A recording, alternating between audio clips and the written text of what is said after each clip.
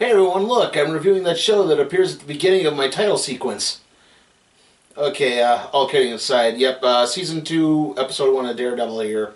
Since I didn't really do a review of Season 1, I thought I'd just briefly encapsulate my thoughts on that first season.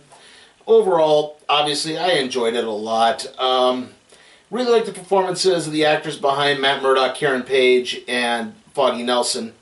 And I like how it tied into the first Avengers movie. Like, all the damage caused to New York from that movie is what allowed the Mafia to kind of begin to rise back into power, in particular Wilson Fisk. Overall, Vincent D'Onofrio as Wilson Fisk, I liked him, though he does kind of dovetail into my drawbacks for that season 2. He did get a little whiny, mopey me sometimes, particularly when dealing with his past. Also, I am kind of surprised they killed off Ben Urich in the first season.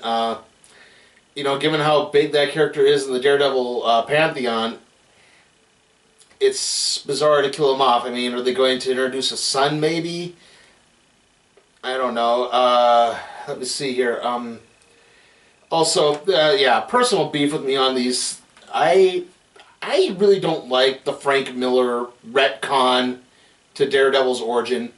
In my opinion, it makes more sense for Battling Jack Murdock to have been killed while Matt was in college, or reasonably close to being an adult. That's how it was in the original Stan Lee origin.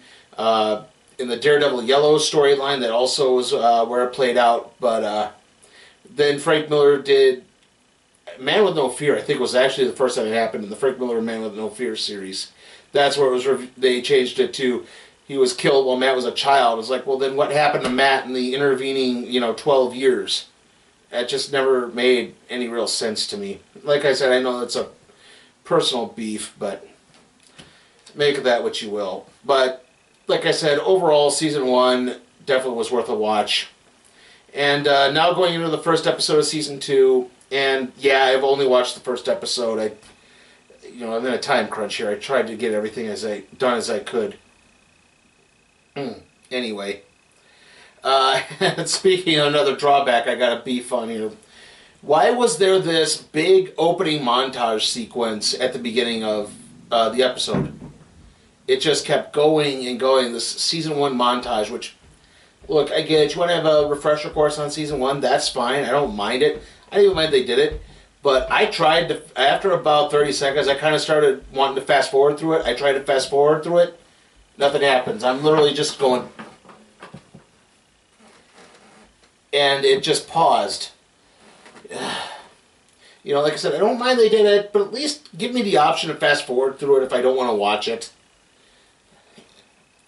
Okay, anyway, getting more into the episode proper, I do like that it kind of picks up after Season 1. I like that Foggy still disapproves of Matt being Daredevil. Also, I like, obviously they're building towards the Punisher at this part of the season. I don't know when Elektra shows up. Yes, I know Elektra shows up. I don't know when. I have not seen that episode yet.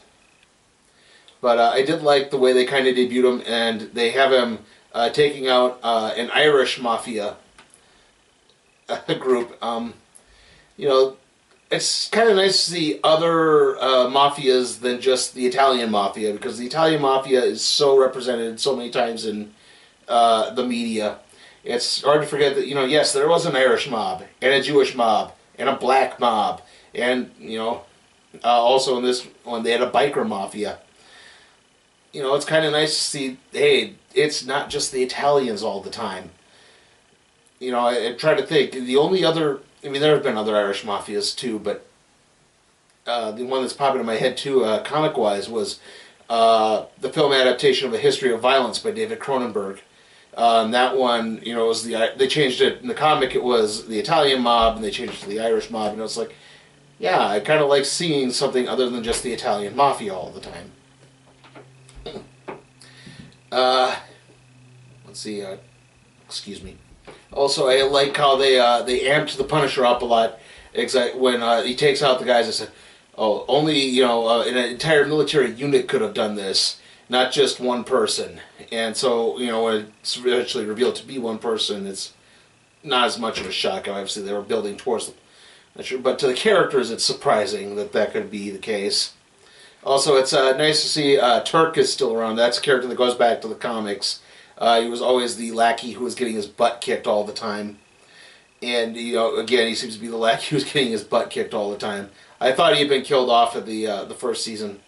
It's been a while since I had watched that, so do bear with me on some of that stuff. Anyway, he tips Daredevil off to the idea that maybe it was a Mexican cartel that was going around doing this, because they were rumored to be bringing in paramilitary guys or military-grade weapons. And so Daredevil goes to the Mexican cartel hangout where they're supposed to be, and it's cool because you saw him walking around and you're hearing all these Spanish voices, but it's all on recording, and he goes into the back room, and it's this meatpacking plant, and amongst all the dead cuts of beef, basically, they're suspended there on meat hooks, and then suddenly you see all the Mexican cartel guys are hung up there. And obviously what begins to draw Matt and Foggy and Karen into the Punisher story, basically, is word breaks out about the Irish hit, because there was one survivor of the Irish hit. That's it. There was one survivor of the Irish hit, and he shows up at Josie's bar, and then he collapses because he actually had a bullet wound the whole time. They take him to the hospital, and I don't know how, but the Punisher found out that the guy was at the hospital, and he starts going through there looking for him. And you really don't see him until you see the Punisher until like the end. Like you just see him in silhouette as he's going through and shooting everyone. There's just one drawback to that, which was like I said, the one drawback. I don't know if this was part of the recording, if this was intentional, if it was maybe my internet connection skipped or something. But the sound skipped during a couple parts of it where he was shooting the gun.